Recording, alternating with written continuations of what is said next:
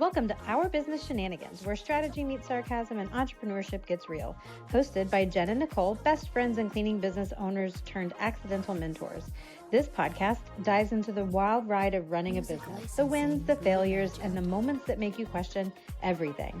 Here, we get real about leadership, growth, burnout, boundaries, and all of the behind-the-scenes stuff no one talks about, with a healthy dose of sarcasm and storytelling, of course.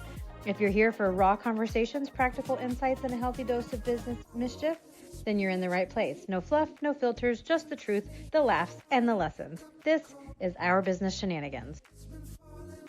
All right, where strategy meets sarcasm and entrepreneurship gets real. Welcome back to Our Business Shenanigans. I am Jen. And I'm Nicole. Today we're jumping into part 2 of our marketing podcast. Yeah, it was so exciting. We didn't get to finish last time because there's just so much information when you talk marketing. So where we left off last week, the last thing we talked about was kind of how to track your ROI so that you don't get scammed. We're not going to go into that today. Go back and listen to episode 1 of this, or part 1 of this episode. So today we're just jumping straight into vendor red flags and how to vet an agency. So we have Justin with us again and Philip from Digital Anchor Media. So when somebody is looking to hire a digital marketing company or any marketing company, I guess, what kind of questions should they be asking before they hire somebody? Well, how do you track ROI? Like, how are you tracking leads? I think that would be one good question to ask. Are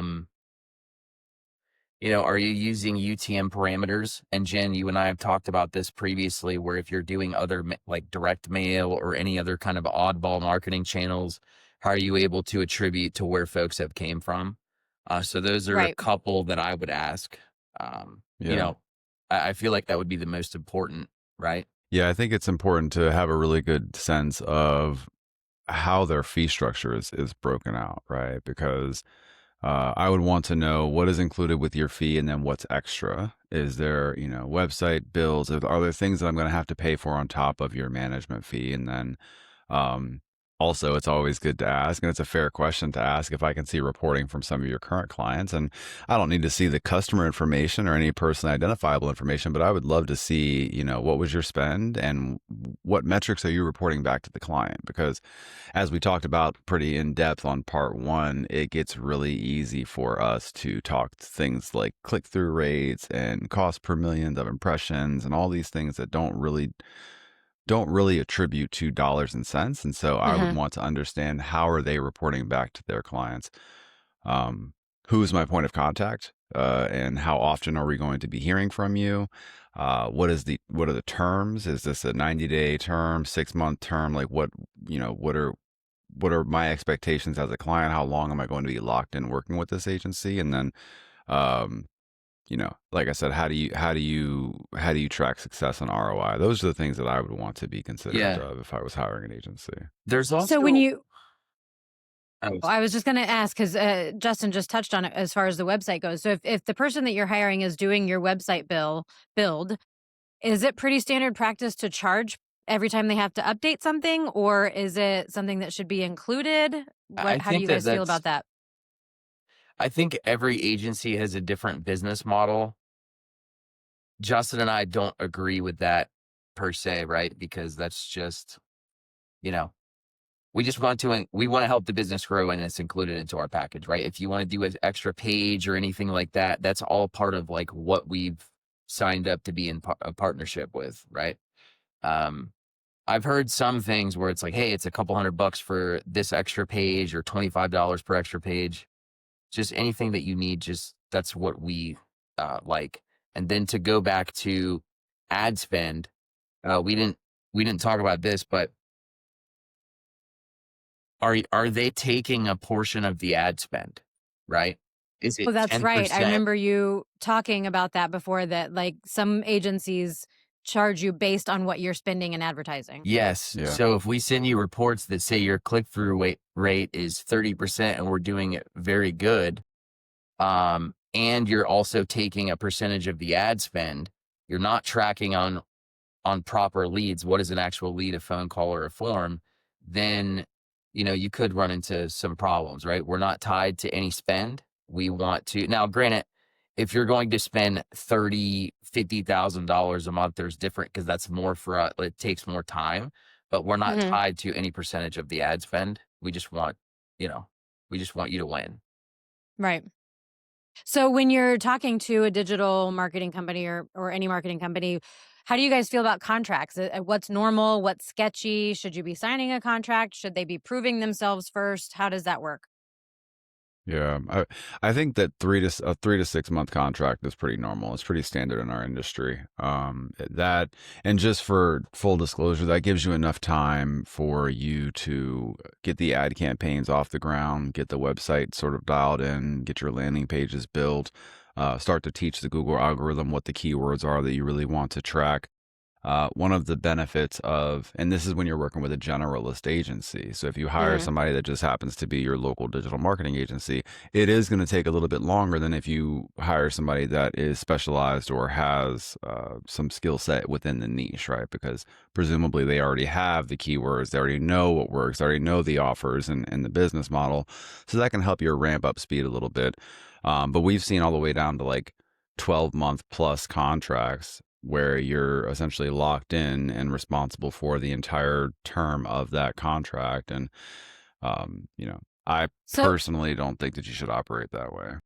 Nicole and I, with our cleaning companies, we don't do contracts. And the reason we don't do contracts is because we never want to keep an unhappy client. Like if I have locked you into 12 months and you hate us and we're not doing a good job for you, or you don't like our cleaning techs or whatever it is, I don't want to keep you just because I said, all right, you have to be with us for 12 months. That makes a miserable partnership. So I feel like if somebody, and you guys have kind of, it was sort of how you sold me. It was, we are going to prove to you that we're going to do a good job. You're going to want to stay with us. So we don't need to lock you into a contract. And I kind of feel like that's the same way that Nicole and I do with the cleaning side of it. Now I understand, especially with marketing, that there is a ramp up. Like you can't just go for 1 month and go, oh, I hate you guys. You didn't bring me any leads. Like you have to kind of figure out what's working and what's not working. And even if you're doing a channel like Facebook and the first month is just all garbage leads, you kind of dial that in. So I understand that like there should be, a small contract period, but the 12-month ones are the ones that scare me. Yeah, and I'll go off of mute to try to help the audio, but yes, about 3 months gives us enough time to ramp up. There are some other folks, and we've considered doing this as well, where maybe we take a 12-month prepayment. So you could do that, but you're only good as your last 30 days, right? There is a little bit of a ramp up period. And we've had a couple challenges too where we would onboard a client. The other agency they own the assets, they own the ad account, they own the website. We can't get access to the website. So that's another important thing too, to make sure you own your assets. And you're not really doing anything by trying to keep people into this arrangement or to continue to get money. It just doesn't make any sense. And for example, I went to a restaurant for my girlfriend's birthday, right? It took 3 hours for us to get our food.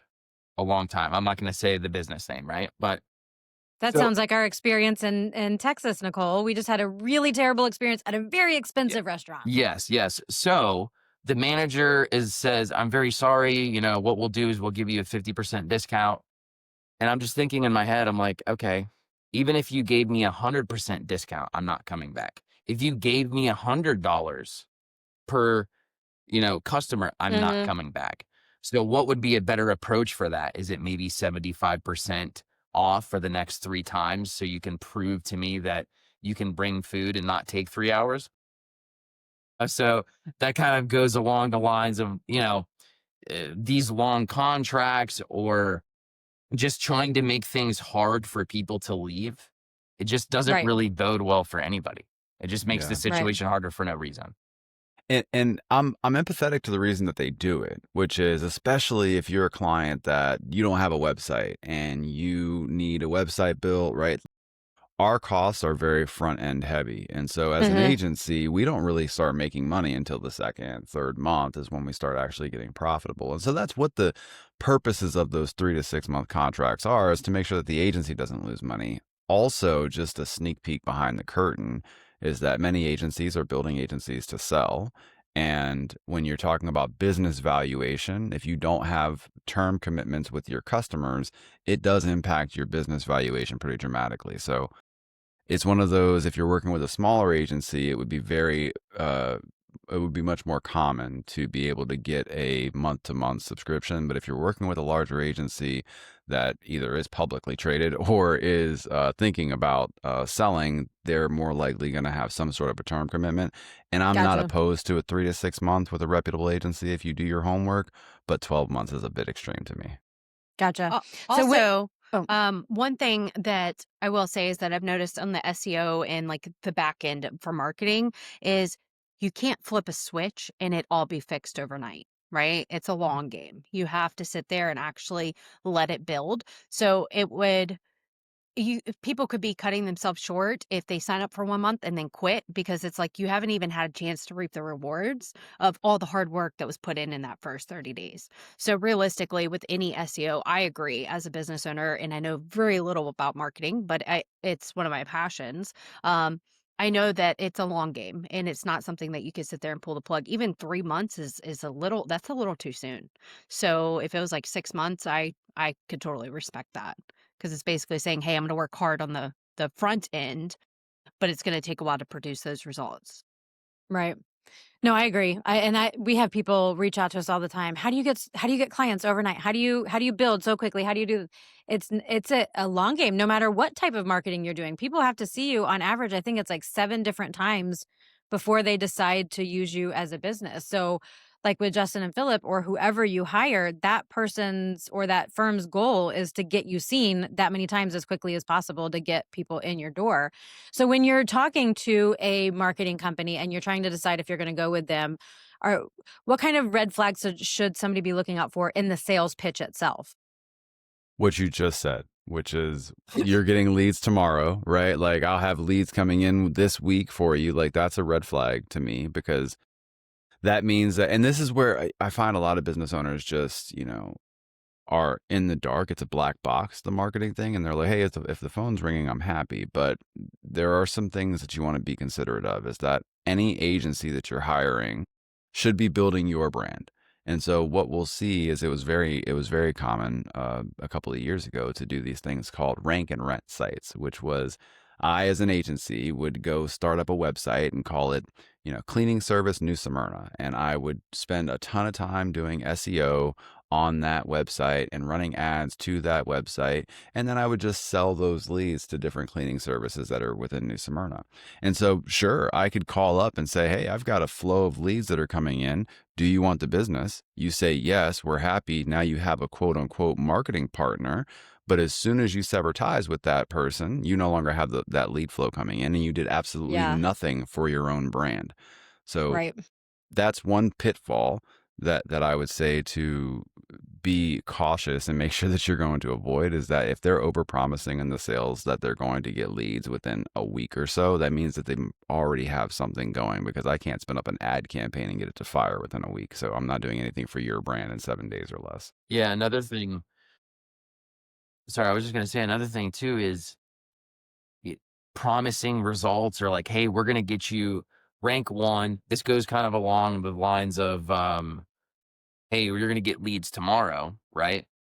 And there's so many things we've learned over time where you can provide a green map scan of like, what are your rankings, right?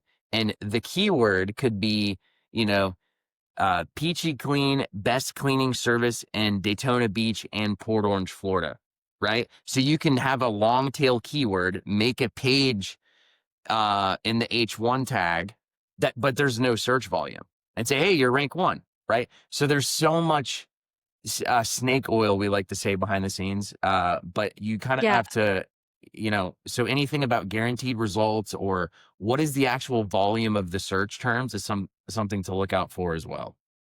Yeah, call back to last episode. It's hocus pocus. I don't care if you think I'm a boomer, whatever.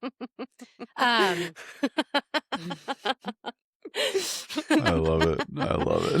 Love it. So going back to what you just said, promising leads overnight and things like that. One thing that I found with prior companies that I had was that one thing that they said when I confronted them about the leads that we were getting, I was like, they're not quality leads. And the person said, yeah, but we're getting you so many leads. It's so great. And I don't want a ton of unqualified leads. I don't want 100 leads a day that my salesperson is now bogged down with and trying to get a hold of, and we only closed 2 of them because they were garbage leads.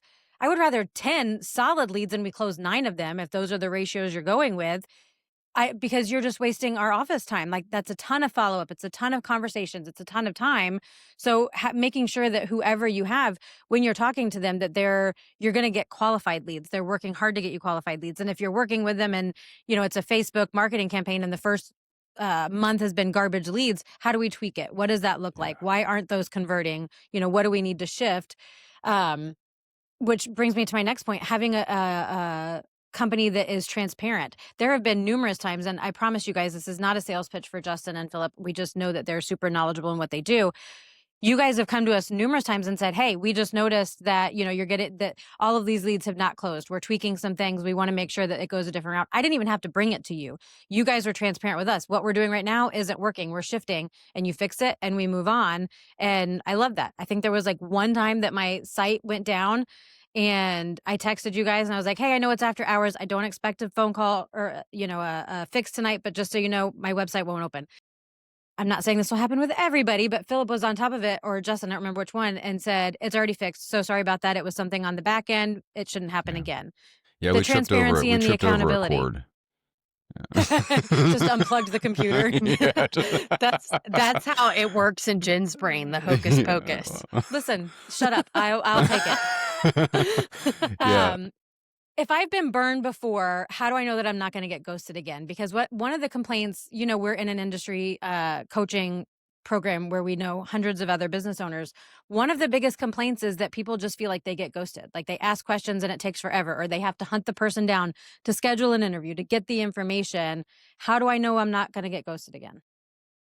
There's really only, and it's not a solution that I really even wish was the right answer, but the right answer is to be have a little bit of education around marketing. And unfortunately, that's just the reality, is that you have to know enough to not get burned. And now I'm not saying that you need to be an expert and know what the meta descriptions and all the tags are that go onto the website, but you really you do at least need to be aligned with the agency on what are the outcomes that they're expecting and measuring. To your point earlier, which I think is a phenomenal one, is our industry, digital marketing, has had it pretty easy for the past 5 years, where we're able to just kind of spout off these random metrics that don't really correlate to the business's end results, right? It's always been that marketing and sales have been 2 separate entities, where marketing is responsible for generating eyeballs and sales is responsible for closing. And historically, they just point the finger at each other and say, the leads suck or your closing sucks. You can't close a door, right? So there's always been that, those 2 things at odds. What I propose is that our agency or our business industry needs to shift to being responsible for outcomes. And that means that we do things with some of our clients, like coaching them on how to handle sales calls. And so being involved in that process, when we take ownership, when the agency takes ownership of the actual ROI as the key performance indicator, and that's the North Star, is how much money did you make off of the marketing? When that is the North Star, the entire funnel then becomes the responsibility of the agency. Whereas if you have this call with them, and you like what they have to say, you like the personality, it's somebody that you want to work with, and you ask them, hey, what are the performance indicators that you're going to be sharing with me on a monthly basis? What kind of reporting can I expect from you? If they say things like, well, we're going to send you impressions and click-through rates, and we're going to show you how many eyeballs were on your site, but they don't talk about conversions or leads or even ROI, like the back end, that's an orange flag to me. Yeah. And how long? Because that means that you're going to have to have a resource internally that is responsible for that. Yeah. And so, how long can you just share click-through rates and impressions? Because then we're going to be in the same boat where, hey, I'm only closing 2 leads of the 30, right? And every area is different, right? Another thing to, we have to look at trying different approaches. Like, what is the next action step, or what is the next outcome we are going to do to fix any issue that we might have, right? One of the cleaning clients in the group has a very small population, right? So are we just going to continue to I think you're on mute. I was muted. I know who you're talking about. And she's like, they keep telling me I need more humans. I need more humans. Yes. And it's like, are we just going to, well, hey, our click-through rate is really good. Hey, we're doing great. Well, no, we actually had to pivot our entire ad strategy for her and go to a manual bidding on ads, right? Which is more complicated to manage versus just sending reports, right? But we want clients to win. And like, that's what you have to look for in like, do they want you to win or do they want to just send reports, right? I love that it's more of a partnership type thing. Yes. Question, is it digitalanchormedia.com? Yes. All right, I just submitted like a new contact form. She's my referral, FYI. Yeah. She's my referral. All right, I okay. do Well, not the know first her. thing to let you know is that we have 13-month contracts. No, I'm just Okay. We They just go past changed the that 12 months. yesterday. Yeah. Just kidding. We changed that right before the podcast. yeah, right Oh, before the man. podcast. Got it. Yeah. We will put the link to their business in all of the last month or last episode and this episode too, in case you guys are interested. Make sure you tell them that you heard about them from us. We don't get anything from it, but we just want to make sure that one, we see that this is actually working and that people are listening to us and that, they got some sort of value out of this as well. We do have a new follower. We have tens of followers. We might have 11 followers now. I feel like Yeah. when we go out, I now need to wear the big paparazzi glasses because Nicole and I were at an industry conference last week and I'm walking through the hotel lobby and this woman stops me and she was like, oh my gosh, you and your friend do that. You and your best friend do that podcast, right? I have listened to every episode. They are so relatable, so applicable. Thank you so much. And I was like my super awkward self and I had no idea what to say. And I'm just standing there going, thank you. I appreciate you. And then thankfully Happy somebody else birthday. walked up. Right. Yeah. What You was do her a great name? podcast too. Let's give her a shout out. Oh my gosh, you would ask me that, wouldn't you? I don't remember because as soon as she said that and I was like trying to figure out what to say, somebody else walked up and interrupted the conversation. Okay, But- so if you are listening and that sounds like you, leave a comment so we could give you a shout out on our podcast as our favorite 11th follower. And I would also like to say that I am very sorry for not remembering your name and that I didn't do better at holding a conversation. I'm just awkward. She's just when given compliments, I don't know what to do with them. I She's a didn't little know bit what old. to do She with can't my help it. hands. That's it. I don't. Thank you. Jen has had Yeah. that moment. Did she tell you that story? No. No, she had a conversation. She's like, where do I put my hands? She's like, the conversation was lasting for so long. And all I could think is, where do my hands go? Mhm. Yeah. Yep. I love that's that. Me. I'm So- super That's me in awkward. photos. In photos, people are like, all right, so I'm like, what do I do they go in my pocket? Is that weird? Yeah. Right. Yeah. Right. Like, thumb in, thumb out. What do you do? Right. Well, the funniest one, and then I'll let you go on, Nicole, was I was sitting with a friend at dinner and hadn't talked to her in a while, and we're sitting there talking about business and everything, and she goes, "So you don't clean houses at all anymore?" And I was like, "No, I don't." And she goes, "So what do you do?" And then my brain shut down, and I was like, "I do the payroll and." I don't know. I run the business. Like listen, you put me on the spot like that and like question what I'm actually doing and I have no idea what to do. That's funny. Justin actually asked me because we have a team call and he's like, all right, Phil, what is on your agenda or something this week? And I'm like, let me look at my calendar. Put me in the spot. I don't know. Right. I do We- stuff. Yeah, we do went to things.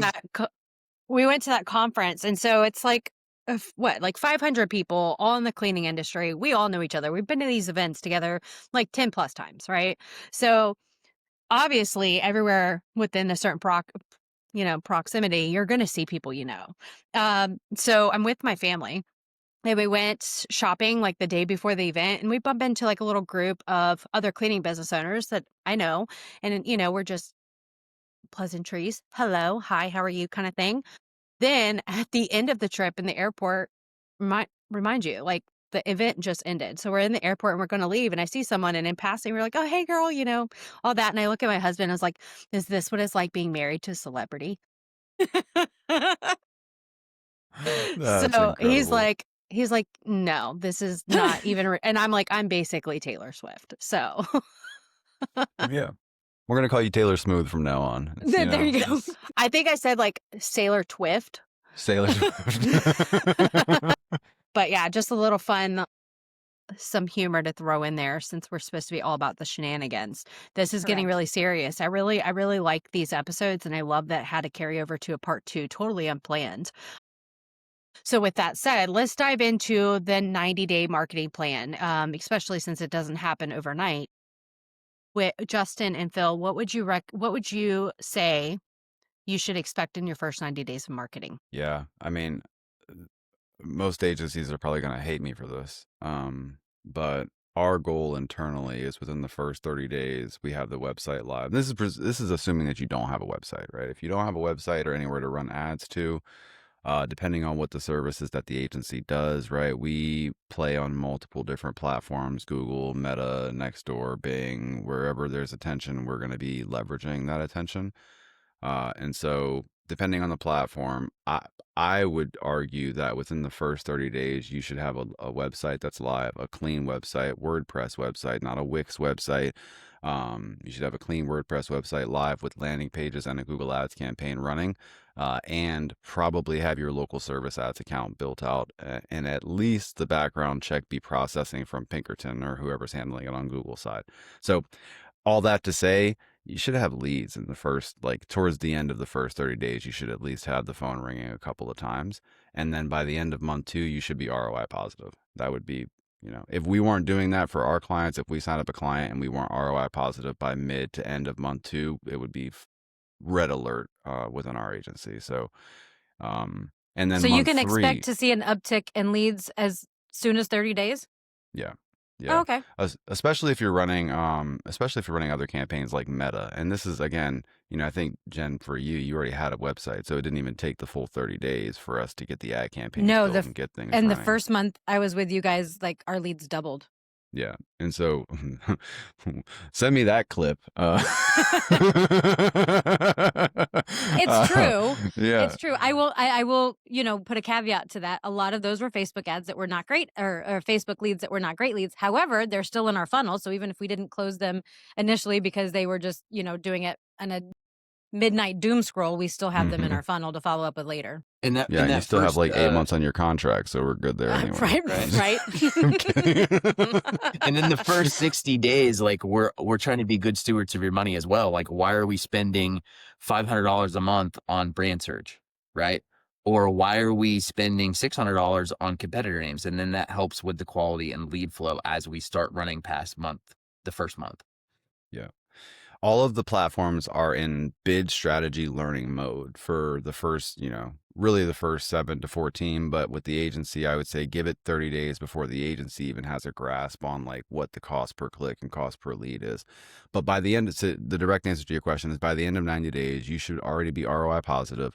And more importantly, you should have a sense of what your customer acquisition cost is, meaning, that based on the quality of the leads and the skills of your sales team, what does it truly cost you to acquire a new customer? And that is the magic number that we're always trying to get to for our clients, because that becomes the dial. And that's the power of marketing, is being able to create this dial to where I can turn up the heat, I can turn up the lead flow when I need to, I can back it down when I need to. It really is. That's what takes businesses from this word of mouth sort of Wild West, I don't really know if we're going to grow or not, to businesses that have that confidence to know that if I want X amount of new customers, I just need to spend X amount of dollars to make that happen. And by the end of 90 days, you should have a pretty good sense of what that number is and then how it compares to the lifetime value, the LTV of your customer. Right. And once you have that, it gets way simpler. I want 1,000 leads with a budget of $5. Can you It make ain't it gonna happen? happen. He can get you all those Facebook leads. Yeah, Super yeah, easy. yeah. We're And part so of the that's entire country too for you. I think but you just brought up a phenomenal point, which is and I could be an agency that said, oh, we've got a $5 cost per lead. And you might think to yourself, that's amazing. I'm paying $60 per lead. That means I could close them at and I would save so much money and all these things. But that's not factoring your customer acquisition cost, which is what's factoring in your closing ratio on the leads, right? And so, sure, I could tell you what our average cost per lead is across our system, But also customer acquisition cost varies wildly by client because some people are better at sales than others. If I asked everybody, they think they're the best salesperson on the face of the planet. That's just the nature of sales, myself included. Nicole legit thinks that she is. I know I'm not. Not my favorite thing. And so, But also, I feel like if they're telling you that they have a $5 per lead or whatever, it's literally just the digital marketing company setting up a new email address and just emailing you like a million times. That's all it is. Yeah. Or they're going to be leads from overseas, Right. Yeah, we don't service India. So Sorry. Yeah, it's okay. We get job applicants all the time. I'm so glad we have a filter for that. So, how do you set realistic expectations? No more instant leads by tomorrow. Yeah, so because we don't do contracts, we like to speak in annual terms, right? So during our sales process, I'll just be candid with you. We want to talk about what's your revenue number now? What is your revenue target? Where do you want to go? And what does the next 12 months look like? What does that, a year from now, what do you want your revenue to be with? And part of the reason that we do that is to get a sense of how much they need to be spending on ad spend based on what we know about customer acquisition costs. But then B, it's also to see are the goals realistic for what they're willing to spend on advertising? And then it also sort of makes them aware that we are a long-term partner and we're thinking downstream. And so we encourage them to think that way as well. You'd be surprised how many times I get on these calls and I ask that question, what's your revenue goal for the next 12 months? And they're just like, I didn't really think that far, And I wouldn't be surprised. Most of the people you talk to don't even know what their revenue is for the month because people just don't know their numbers. Small businesses don't. Yeah. And that's a huge area of opportunity. So if you're listening to this and you don't know, like off the top of your head, what your recurring revenue is this month, if you're a cleaning business, or if, what your total revenue was last month, that's the place to start because you can bolt on all of the marketing agency tools and buy CRMs and buy all these things. But if you don't know what your revenue is, we're not optimizing against anything except for you feel busy, right? And we can make you feel busy without making it. Right. I feel like the two of the most important decisions you make in a business is who you're choosing to do your financials and who you're choosing to do your digital media. I can't even speak today. Good grief. Because you can't make any decisions without having some sort of financial knowledge. I don't know if I can hire a new person if I can't afford it. Like you have to have a basis of your numbers. And then digital marketing or any kind of marketing company, they're the ones who are going to be bringing the sales to your door. Like the first thing people cut when they're like, oh my gosh, I'm over budget, I got to do this. They think, oh man, I spend, $5,000 a month in marketing. That's ridiculous. I'm going to cut that. And then, but that cuts your leads. So if you're concerned about making more money, you're not going to make more money by cutting the one thing that brings the leads to your doors. That happens. I've been on so many calls with clients or old clients and, just you have to know the numbers, right? There was one instance where we were going to cut Facebook or Google. He didn't want to spend any money on local service ads. He wanted to keep Facebook. And I'm looking at the data and I'm saying, this doesn't make any sense to me. Why would we have to pay attention when we're looking at the data? And that's what we help with, right? Or you want your agency to help you make those decisions, right? Jen, have you shared with your audience are you aware, Jen, Nicole, about the profit first strategy? Yeah, so I have not implemented the profit first strategy, but one of our really good friends, Michelle, has and absolutely loves it. And that is my goal to do that. But there are banks, specifically online banks, that are set up to where you just put in your percentages or your numbers and it automatically moves the money for you. Because I know that like with the profit first, it can feel super overwhelming because you have to go in and manually make the transfers or whatever. But there are banks that are specifically profit first now so that you set it up one time and then it just automatically does it. Justin, That's do you want to amazing. tell them what our operating expenses were? Yeah, I'll share the story because it was transformational for our business, because obviously like just because we do digital marketing doesn't mean that we're excluded from small business mistakes, right? And we first started and I think we operated like most businesses do when it comes to managing their revenue, which was like, we want to invest as much into the business to get it to grow as possible. And we, because we're part of agency coaching groups and things like that, we became aware of the profit first strategy. And I started reading that book and it basically just lays out if it's a new concept for you, it basically just is kind of like the envelope system for how people do personal finance, but for business. And you start by saying, okay, what do I want my margins to be in percentages? And so how much profit do I want to make in percentages? And so you have buckets that you say, okay, I want to run 10% profit. And then I want to run 20% owner's comp. And then that means that's 50% there. So I have 50% to operate the business on, basically. It's super summarized, right? And so it tells you how much money you should be spending to operate the business based on your revenue. And so Right. what happened, because we were, new and in startup mode, and we were high-fiving every sales call that we had, and we were real pumped and couldn't believe that we were actually getting this thing off the ground. And, so we're hiring people and doing all these things and paying them really good salaries because we wanted really good people. So we ran this exercise. And guys, we were at 95% OPEX, wondering why we're not making money, right? Like, we're like, oh man, Wait, that's not what you should be at? no. Yeah, if you're for anybody listening, if you do this and you're at 95% operational expenses, meaning you're only at a 5% margin, just go get a job. Like I would have been way better off. It's only okay if you're making $1 billion a year. You're right. And so long story short, we had to make some really difficult, like some of the most difficult decisions that I've ever personally made in my life, but especially when it relates to business. But now we operate right within the margin of where we want to be, which is about 50%. And as our revenue increases, that percentage drops because our operating expenses don't go up naturally, right? But then Phil and I have monthly conversations saying, okay, well, our OPEX is now 46%. We have 4%. Let's look at where we need to invest money into the business. And that becomes the driver for when it's time to invest money.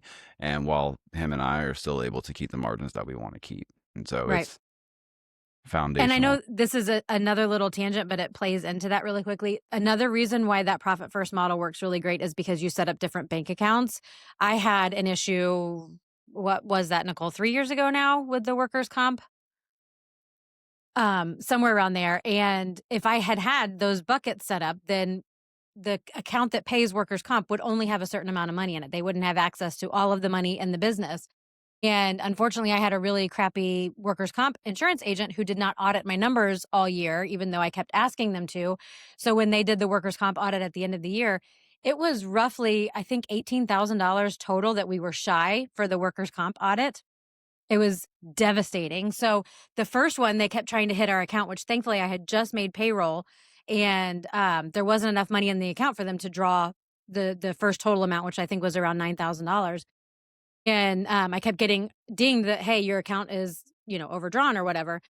And so I got that set up on a payment plan to pay back. But what they didn't tell me was that the following week, they were going to adjust next year's numbers, which would be another $5,000, which they pulled on Wednesday before I did payroll. And I called crying. I was like, can you please just refund my money? I have payroll tomorrow. I don't know what I am going to do. I was not expecting this. Well, we told you we were going to take it out. I said, well, one, you never gave me an amount and you never told me when, but they have access to your bank account. But my point is if I had that profit first set up, they only would have been able to pull from that payroll bucket. So there wouldn't have been much money in there to pull, and I could have shifted and I could have pivoted, but they had access to the whole account and were able to pull everything out. And I called Nicole crying. I was like in tears that day. I called the company crying. Of course, they don't care. They're like, no, we have our money. I'm not worried about you. Go borrow from somebody else to pay your payroll. But that having those buckets set up protects you in case there is an issue, or if like your payroll company accidentally pulls out payroll twice in 1 week, it's only coming out of that one bucket. So if it's not there, they can't pull it. Yeah, that's how we have ours set up now. Yeah, that was a big tangent. I'm sorry. Yeah. It's okay. No, it's valuable. And I think it also speaks to like, Instagram entrepreneurship isn't true entrepreneurship, because like you don't go on Instagram and see people crying over not being able to make payroll, right? Like they're, I'm on the yacht. Like, I don't know how you even have time to do that yet. We haven't got that far. We have to do more SOPs or something, but we're working on it, I guess. Right. And I want to say too that those are the moments that make or break a business, because a lot of people, small businesses, go out of business when something like that drastic happens. But Jen had so much grit and drive that she literally turned around, and within 24 hours, how much money were you able to magically get in the bank account within like 24 hours? Well, so Nicole helped me and we came up with a big summer Christmas in July sale, and we did that sale, and we generated $19,000 in 24 hours. I love stories like that. That is because so incredible. To me, that's entrepreneurship, right? Like I was that ready when, to cry, and like thankfully I had somebody to ground me. So if you don't have people in business, you have to find a crowd of entrepreneurs, because your friends that don't own businesses aren't going to understand it. And I don't mean that to sound terrible, but they're just not. And so I'm so thankful that I had Nicole, because literally I'm crying to her and she's like, all right, we're going to pivot. Let's talk about what we can do. What can we offer? Let's go through that. And within, I think 30 minutes with her, we figured out this sale and I winged it. She even created the Canva image for me and I emailed it out to everybody. And seriously, within 24 hours, we generated $19,000. incredible. Because Yeah. common logic, I feel you're muted, I think. I was going to say you have to have grit, because that happens every month or every week. We had a cancellation maybe 7-8 months ago and we were getting tight on finances. And then Justin sold 2 double, like the same day, right? You I have got off to. the phone and I was like, all right. I was like, oh, I guess we're going to figure out how to do this package, right? Yay. So, but yeah, I will say that is something that, if you're not in business, it's hard to understand. Like, why are we working so hard? Like, why are we, I'll work 18 hours a day if I have to, right? And I think Justin would too, just because you don't want to fail, right? It doesn't feel like working. It's like raising a kid, it's like raising your baby, and I also think that it's important to call out that is what makes the entrepreneurship journey, is that our friends, for better, like they're not being ill-intentioned, but they're operating from a different place of security and all the things that a job would give you. Sorry to keep quoting. I promise I'm not a super book nerd, but Rich Dad Poor Dad is a great book about like the mindset differences between employees and employers Yes. or entrepreneurs, right? And so it's nothing against them, but if you would go to a regular friend in that situation and say, "Here's the deal," they're going to go on defense mode, which is like, okay, well, how do we protect you, and how do we protect, maybe we can get a loan and we can, just have the conversations, let everybody know that you can't make payroll, where an entrepreneur would go on offense and say, how can I generate this revenue to cover this egg that I need to cover? And so, Well, and your friends who aren't in business also may take that standpoint of, I don't know why you do this. It's not worth it. This is super stressful. Why would you deal with that? Like, I can just go, I show up at 8:30 and I leave at 5 and I don't have to think about my job after I leave. And it's there. The world needs both. So I'm not 100%. downplaying one or the other. Like, whatever you are, own it, love it, be that. But it's just different when you're an entrepreneur. Like, I don't really ever get tired of working. Yeah, it's not work. I mean, I say work, but I don't feel like it's work, even if it's 15 hours or we have like a stressful time. There's always light at the end of the tunnel, and that's just what we like live for, right? I don't remember the last time I had a cold.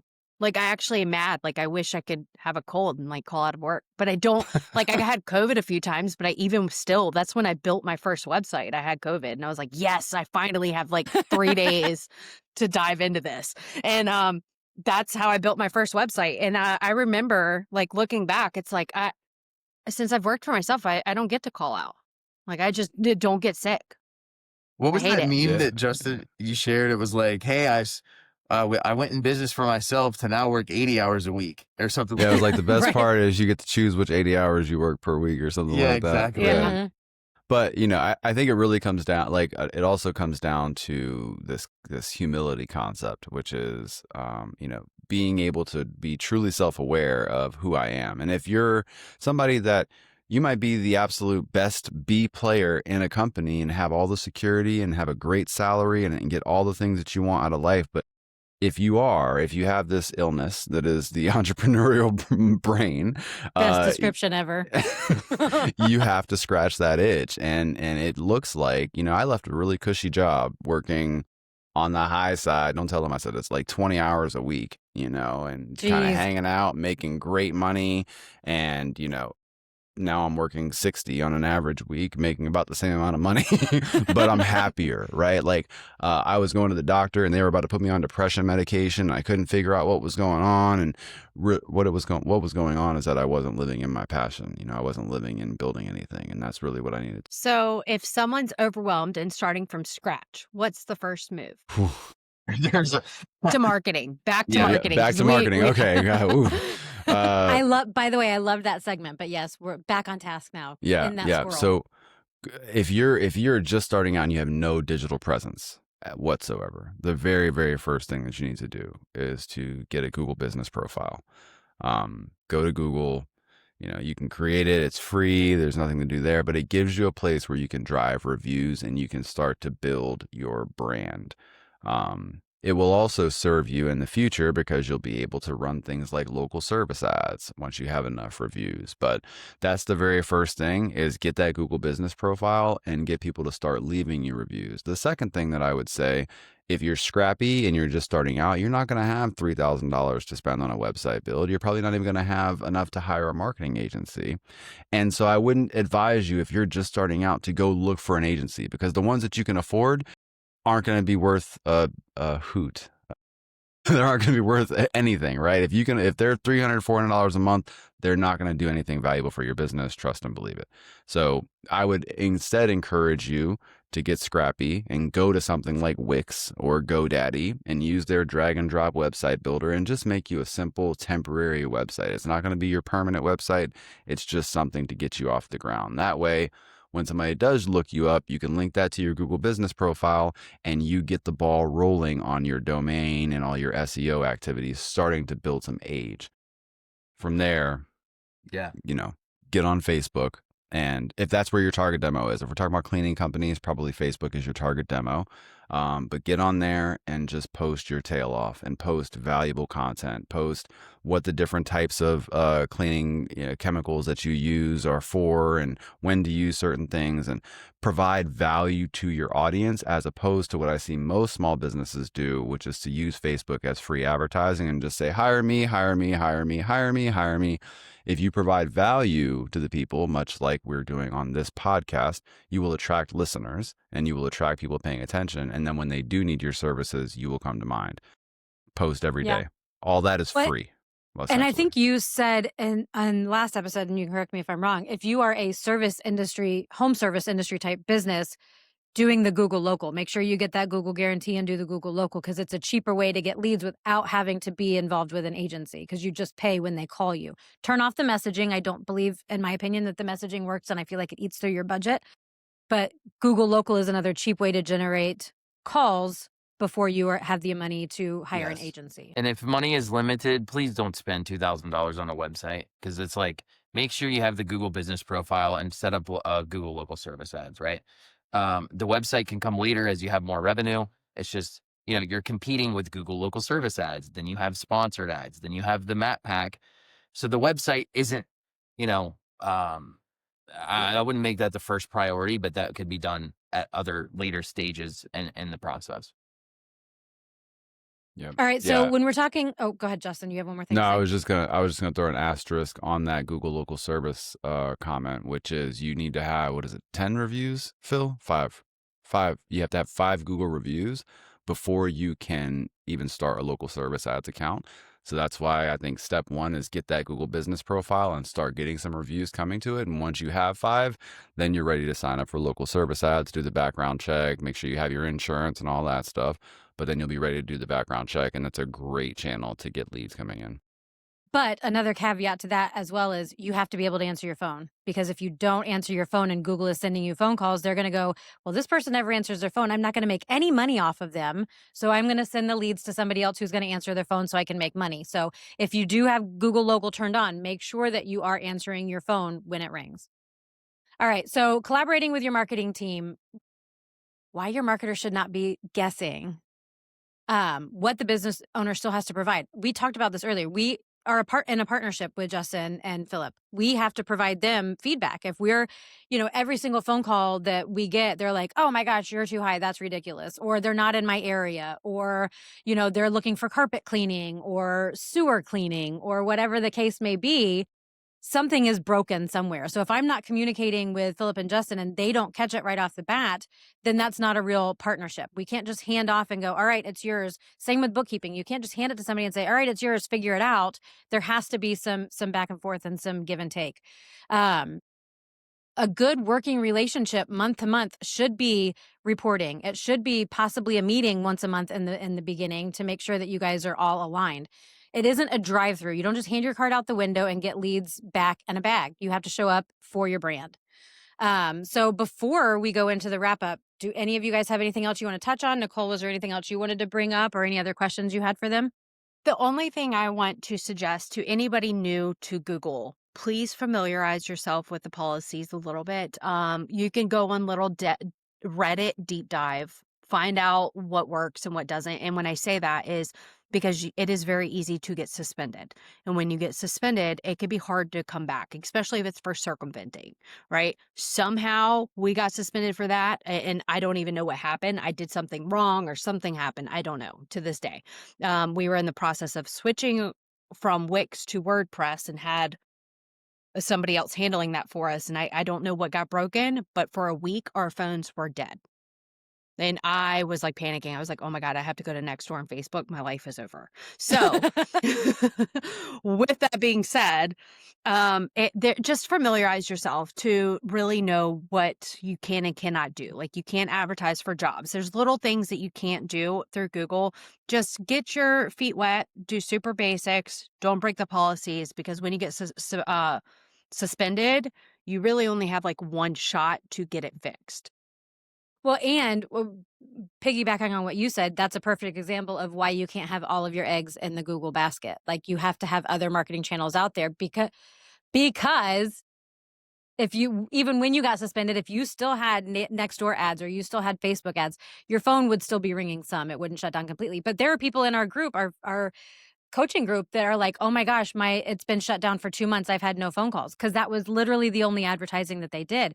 That's devastating for a company. So making sure that you have other avenues out there and not just Google. Yes. I've got a client right now that their local service ads account, let's just say that there was a lapse of insurance. And so their local service ads account, which was one of their primary drivers, is it's not working, right? So if you set this up, Google's going to check it periodically and make sure that you still have insurance. And what they do, just FYI, we learned this, is they cancel it about a week ahead of the end of your insurance policy. So in his brain, he was like, well, I have insurance through the 30th. I'll just go and renew it on the 29th. Well, Google thinks to themselves, which makes sense, you're going to be booking jobs now that you're not going to be doing until a week from now. So we give a 7-day grace period where they cancel your insurance ahead of time and cancel your LSA account. So he panics, freaks out, and I'm like, okay, we already have Facebook ads running. Let's just increase the budget over here until we can get the insurance stuff, scheduled and get you back live on local service ads. So I'm all about creating that foundational. And so that's one of the things that I don't want to do. And I don't want to hire an agency that is only going to do one channel. You might say, I hired a Facebook guy and he runs my Facebook ads. The algorithm changes next month and the cost per lead shoot through the roof, or whatever happens, now that agency isn't able to provide the same results as they were originally. So yeah. So one quick question on what you just said with the LSA and the insurance. If you're managing somebody's company, do you keep track of when their insurance is due, or is that something we still need to be paying attention, asking for a friend? Yeah, so we keep track Okay, because we good. get notified. We get notified of all the about to expire documents from Google as part of your LSA management. Perfect. All right. Any last words that you or Philip have that you want to share before we wrap up?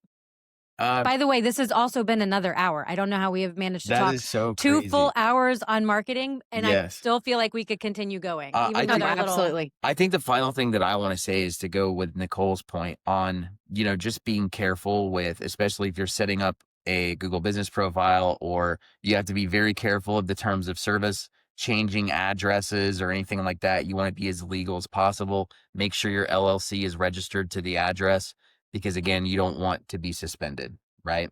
And if there's any, Reddit is a good source of information or questions. We can be, you don't want anything to be suspended just from not knowing, right? ChatGPT, Right. ChatGPT can give you some good information, just to be very careful there, because we deal with that as well.